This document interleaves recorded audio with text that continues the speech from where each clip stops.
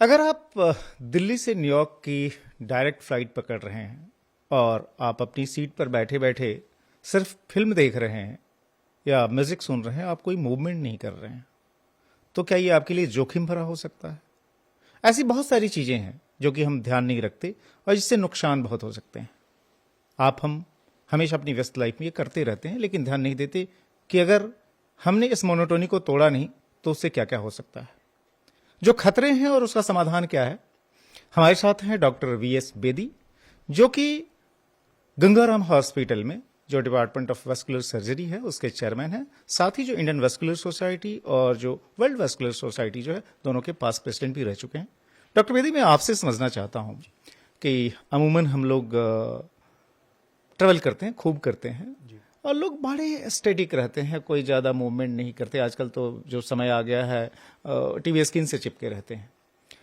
इसमें खतरे क्या है? एक बहुत बड़ा खतरा है जो कि जानलेवा खतरा भी है, और कई बार जो है वो मिसडायग्नोज भी होता है कि क्योंकि कई बार जो है हम बहुत सारा जो लंबी फ्लाइट करते हैं उसमें हमारी बॉडी की जो एक्सरसाइज प्रॉपर नहीं होती है। भगवान जी ने हमें एक हार्ट तो ऊपर दिया है जो दिल अपने आप धड़कता है, और जो हमारी पिंडलियां हैं उनको, जिसको कि हम पेरिफेरल हार्ट बोलते हैं, वो जो है सर्कुलेशन के लिए उनका काम करना ज़रूरी है। तो इस करके अगर आप पिंडलियों की एक्सरसाइज नहीं होगी तो आपके धीरे धीरे जो है टांगों में जो है खून जमा हो सकता है। दूसरी चीज़ क्या होती है कि एक और कारण है कि फ्लाइट्स में जो है हम लोग लंबी फ्लाइट्स में हम थोड़ा सा ज़्यादा फ्लूइड्स जो है एक तो अवॉइड करते हैं लेना, बिकॉज वॉशरूम में लंबी फ्लाइट में बार बार जाना भी जो है थोड़ा सा तकलीफ होती है उसमें। और तीसरी चीज़ जो होती है कि नेचुरली लॉन्ग फ्लाइट्स में थोड़ा सा स्पिरिट्स एंड ऑल भी चलती हैं, जो अल्कोहल चलती है उसके साथ में, और एसी एनवायरनमेंट के साथ में आपका बॉडी जो है ग्रेजुअली डिहाइड्रेट होती जा रही है और आपको पता नहीं चल रहा है। और क्योंकि लैक ऑफ एक्सरसाइज और लैक ऑफ ब्लड फ्लो, तो ये सारी चीज़ें जो है इनके साथ में टांगों में क्लॉट बन सकता है। और बहुत सारे लोग ऐसे होते हैं जिनको उन्होंने नोटिस भी करा होगा कि जब वो फ्लाइट के बाद में निकल के आते तो बिल्कुल पैर एकदम सूज जाते हैं। वो सारा कारण इसी करके है क्योंकि आपकी बॉडी की एक्सरसाइज नहीं हो सकती। और इंडिया में जो है हमारे स्पेशली जो है पैर दबाने की भी थोड़ी सी वो चलती है, रिवायत चलती है। तो कई बार ऐसे केसेस में ये भी हुआ है कि एकदम पेशेंट उठ के सडनली चला और सडनली एक क्लॉट का टुकड़ा जो है सीधा आके लंग्स में जाके पैक हो गया, और जिस कारणवश जो है पेशेंट को चेस्ट पेन हुआ। नॉर्मली हार्ट अटैक उसको लेबल किया जाता है, बट कई बार इसको बोलते हैं पल्मोनरी एम्बोलिज्म, जिस करके कि वो सडनली सर्कुलेशन आपकी पूरी बंद होगी और पेशेंट ऑन द स्पॉट कई बार डेथ हो सकती है। दूसरा एक और पेशेंट आता है जो कि माइल्ड मैनिफेस्टेशन के साथ में आते हैं, जिन्होंने कि अपना पैर दबा लिया और सडनली एक टुकड़ा ऊपर गया और साथ में एक तो टांगों में स्वेलिंग हुई और सांस लेने में तकलीफ हुई। अगर वो पेशेंट जो है टाइम पे अस्पताल में पहुंच जाए और डायग्नोस हो जाए तो शायद जान बचाई जा सकती है, बट बहुत जोखिम भरी चीज़ है ये जो है। बट डॉक्टर साहब, देखने में ये आता है कि लोग अक्सर जो लॉन्ग हॉल फ्लाइट लेते हैं और उसमें चूंकि आप स्टेटिक रहते हैं, बहुत मूवमेंट नहीं करते, और ये आपने बताया कि उस समय काटने के लिए आप दारू पीते रहते हैं या फिर जो है बाथरूम भी नहीं जाने से बचते हैं क्योंकि लगता है कि कौन निकल के जाए, और इस चक्कर में आप पानी भी कम पीते हैं और बॉडी आपकी डिहाइड्रेटेड हो जाती है। तो ऐसे मामले में जो खतरा जो है उसमें सलाह क्या होगी कि अगर आपके पाँव में दर्द हो रहा हो, आपके पाँव फूल गए हो, तो वो सब काम न करें जो कि आप मसाज वगैरह के लिए चले जाते हैं या पाँव दबाना शुरू कर देते हैं? सबसे इंपॉर्टेंट चीज ये है कि एक तो जो है पहली चीज तो है कि हम नॉर्मली रिकमेंड करते हैं, एक तो कुछ स्टॉकिंग्स भी खास तरीके की आती हैं, जुराब जो है जो कि थोड़ा सा टांगों को थोड़ा सा कंप्रेस रखती हैं। क्लास 1 स्टॉकिंग्स उस तरीके की होती हैं जो जुराब की तरह होती है। दूसरी चीज ये है कि हाइड्रेशन प्रॉपर होना चाहिए। तीसरी चीज जो सबसे इंपॉर्टेंट है, इनफैक्ट कई बार आपने देखा भी होगा कि फ्लाइट में जो है रेगुलेशन में कई बार लिखा भी होता है कि थोड़ा सा टिपटो एक्सरसाइजेस, कि आप जो है उंगलियों के ऊपर, पंजों के ऊपर थोड़ा सा आप पैरों की हरकत करते रहें। थोड़ी थोड़ी देर में अगर आप हरकत करते रहेंगे तो फिर जो पॉसिबिलिटी है वो जो है सारा का सारा एटलीस्ट ब्लड सर्कुलेशन आपका चलता रहेगा, आपका डिहाइड्रेशन नहीं होगा। तो आपको जो है कम से कम ऐसी फ्लाइट में कम से कम 3-4 बार जो है आपको वॉशरूम में जाना चाहिए। दैट इंडिकेट्स कि आपका जो है आपका हाइड्रेशन भी प्रॉपर है, आपकी एक्सरसाइज भी उसी बहाने हो जाती है। इस परिस्थिति को वैसे भी इसको एक एक्चुअली नाम दिया गया इकोनॉमी क्लास सिंड्रोम। ओके। तो ये इस करके होता है बेसिकली कि जो पेशेंट जो है बेसिकली लंबी फ्लाइट में बैठे बैठे जाते हैं और क्रैम्प्ड एरिया, आजकल क्या हो रहा है एयरलाइंस में सब जगह सीट्स की जो स्पेस है वो कम होती जा रही है, तो सब सट के सीट्स रहती हैं, तो आप अपने ना तो पैर को आप अपना आगे कर सकते हैं ना आप पीछे कर सकते हैं, तो आपके जो है उसी पोजीशन में आप टांगे रहती है। तो इस करके जो है इसको इकोनॉमी क्लास सिंड्रोम भी बोला जाता है। तो आई थिंक हाइड्रेशन सबसे इंपॉर्टेंट है, एंड स्पिरिट्स जो है आई थिंक मॉडरेशन में ली जाए तो बहुत अच्छा है, बट साथ में हाइड्रेशन सबसे इंपॉर्टेंट और एक्सरसाइजेस जो है। तो आपकी सलाह क्या होगी कि अगर आप मान लीजिए इकोनॉमी क्लास में ट्रेवल करते हैं और बल्क उसी में ट्रेवल करता है, बिजनेस क्लास ऑब्वियसली काफी महंगी होती है, तो आप अगर इकोनॉमी क्लास में ट्रेवल कर रहे हैं तो आप आयल सीट लें इंस्टेड ऑफ विंडो, जिसमें कि आपकी संभावना ज्यादा होगी निकलने टहलने की। Always preferable, oil seat is always preferable because आपका थोड़ा सा जो लाइट है, रात का टाइम है, थोड़ी सी आप अपनी टांगे थोड़ी सी स्ट्रेच भी कर सकते हैं और आपको बीच बीच में थोड़ा सा आपको चक्कर लगाने में भी आसानी होती है। और साथ में जैसे मैंने बताया कि कई बार बीच बीच में अपना एटलीस्ट एक्सरसाइजेज करते रहिए। आप फिल्म देखिए, जो भी करिए आप, लेकिन साथ में थोड़ा सा एक्सरसाइजेज करते रहेंगे तो उसके साथ में जो है संभावना जो डीवीटी होने की बहुत कम हो जाती है।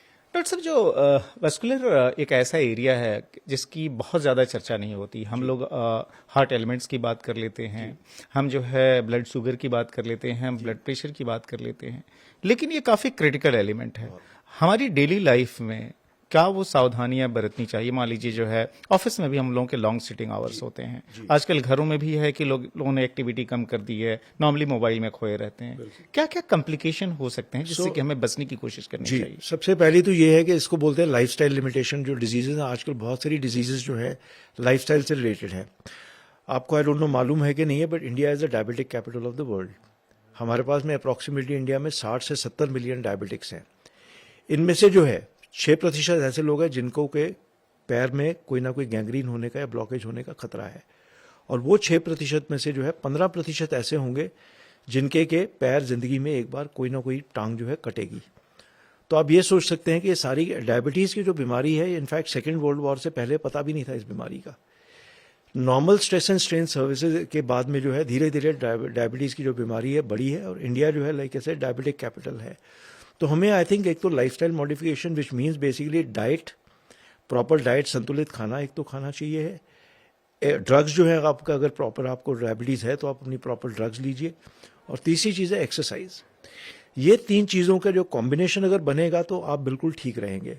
लेकिन ये 3 चीज़ों के बीच में से जो कॉम्बिनेशन अगर बिगड़ जाएगा, आप अपनी दवाई प्रॉपर नहीं लेंगे तो शुगर आपका बहुत हाई जाएगा, आपके चांसेस। और अब हम बात कर रहे हैं इस टाइम पे हर 30 सेकंड में एक किसी का इंडिया में कहीं ना कहीं पैर कट रहा है। तो आप ये सोचिए, this is the magnitude of the problem. हर 30 सेकंड में एक पैर कट रहा है इस टाइम पे। That is the number that we are talking of. So when you talk of man hours lost, then you talk of lives lost. And जिसका एक पैर कटता है, 20% of those people will lose their second leg also in the next 5 years. So that is the risk which is there and all. So it's a very very major problem which is there, but unfortunately हमें इतना ज्यादा उसका awareness नहीं है। तो I think lifestyle modification, मुझे लगता है कि इससे खतरनाक चीज तो कोई नहीं हो सकती। आप हार्ट अटैक हो, खटाक से निकल जाए, उसमें उतनी परेशानी, लेकिन अगर आपका पांव कट जाए, आपकी पूरी जिंदगी जो है प्रभावित होगी पूरी तरीके से। और हम जो बोलते हैं कि जो पैरों का जो बीमारी है, अगर ये ब्लॉकेज होता है तो एटलीस्ट अभी वेरियस स्टडीज ने बोला है कि 25 से 75% तक इन लोगों में हार्ट की प्रॉब्लम हो सकती है या ब्रेन अटैक आ सकता है। तो ये सारी इतनी, ब्रेन अटैक मीन्स उसके बाद में स्ट्रोक जिसको बोलते हैं, या पालिश बोलते हैं, जिसको पैरालिसिस बोलते हैं, ये प्रॉब्लम जो है 25% लोगों में हो सकती है ये। तो इसीलिए इन सब चीज़ों की जो है जांच प्रॉपर होनी चाहिए, एवैल्यूएशन प्रॉपर होना चाहिए, और एटलीस्ट प्रॉपर टाइम से उसका इलाज होना चाहिए। डॉक्टर साहब, लेकिन आपने क्या देखा है, चूंकि इतने पेशेंट्स आप हैंडल करते हैं, वेस्कुलर सोसाइटी का प्रेसिडेंट भी रहे हैं जी, इंडिया में जो मोटे तौर पर इस मामले में कितने लोग कैजुअल हैं या कितने अलर्ट हैं? सिचुएशन कितनी गंभीर है? आपने 30 सेकंड का एग्जांपल दिया कि पैर कटते हैं। क्या अवेयरनेस आ भी रही है या लोगों का ध्यान बिल्कुल नहीं आ रही है, बट उस लेवल पे नहीं आ रही है जिस हिसाब से होनी चाहिए। हम लोग जैसे अब बोलते हैं कि स्मोकिंग के ऊपर बात करते हैं, स्मोकिंग के साथ में कैंसर होता है, सबसे ज्यादा स्मोकिंग के साथ में पैरों में ब्लॉकेजेस भी होते हैं। Young patient 25 years to 45 years में जो बीमारी है, जो जिसको हम बर्जर्स डिजीज या थ्रोम्बोएंजाइटिस ऑब्लिटरेंस बोलते हैं, ये सारी प्रॉब्लम स्मोकर्स में आती है। तो ये सारी चीजें जो है, स्मोकिंग के साथ में कैंसर तो होता ही होता है, बट टांगों में ब्लॉकेज आप इमेजिन करिए कि कैंसर का अगर आप डिटेक्ट हो रहा है तो एटलीस्ट आप फिर भी आप शायद बच सकते हैं, बट पैर कटने का जो है उसका कोई इलाज नहीं है उसके बाद में। 5 सिंपल टिप्स आप क्या देना चाहेंगे जो कि लोग अपने डेली लाइफ में उसको इंक्लूड करें और उससे इन खतरों से बच सकें? आई थिंक रेगुलर लाइफस्टाइल, जैसे हम लोग, I think we are the yoga capital of the world also. तो आई थिंक योगा जो है, योगा की जो थेरेपी है या एक्सरसाइज किसी भी तरीके की, आपको जो है सबसे पहले ये चीज़ करनी ज़रूरी है। संतुलित खाना आपको खाना है कि रोज़ जो है अपना एटलीस्ट ये सारी जो चीज़ें हैं, नॉन वेजिटेरियन में रेड मीट जैसे बोलते हैं, अवॉइड करें। वेजिटेरियन खाने में हेल्दी खाना खाएं, ज़्यादा के ज़्यादा तले हुए जैसे पराठे हैं, ये सारी चीज़ें जो है थोड़ा सा लिमिटेड क्वांटिटी में हमें खानी चाहिए, सीमित तौर से। तीसरी चीज़ जो है, अगर आपको कोई जैसे ब्लड प्रेशर की बीमारी है, डायबिटीज़ है, तो इसको कंट्रोल करना बहुत ज़रूरी है। तो ये सारी चीज़ें मैं वही बताया कि 3 पिलर्स हैं इस चीज़ के, जो कॉर्नरस्टोन जो इलाज का वो है डाइट, ड्रग्स, एक्सरसाइजेस। ये 3 चीज़ों का अगर समन्वय आपका ठीक बनेगा तो आप ज़िंदगी में आप कोई प्रॉब्लम नहीं होगी। बट आप इनमें से तीनों का अगर बैलेंस आप खो लेते हैं तो वो जो है फिर प्रॉब्लम है लाइफ में जो है। डॉक्टर साहब, आपने इंडियन नेवी को बहुत लंबे समय तक सर्व किया। मुझे याद है कि आप 2001 में जो अर्थक्वेक आया था उसमें आप गुजरात भी गए थे, वहां भी आपने जो अर्थक्वेक पेशेंट्स जो थे उनको डील किया।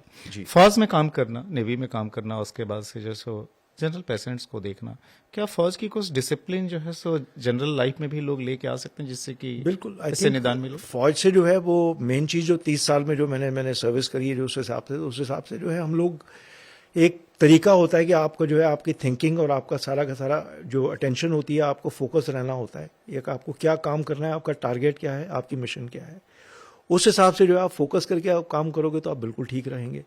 और हमारे साथ में भी यही होता है कि हमारा जो काम होता है, अब जैसे मैं सिविल में भी आ गया हूँ तो हमारा जैसे सुबह ऑपरेशन थिएटर या कैथला में हमें काम करना तो बिल्कुल 8 बजे पेशेंट लगना चाहिए टेबल के ऊपर, अपना काम टाइम से ख़त्म करना चाहिए। तो आई थिंक ये भी बहुत इंपॉर्टेंट है to find what we call work life balance.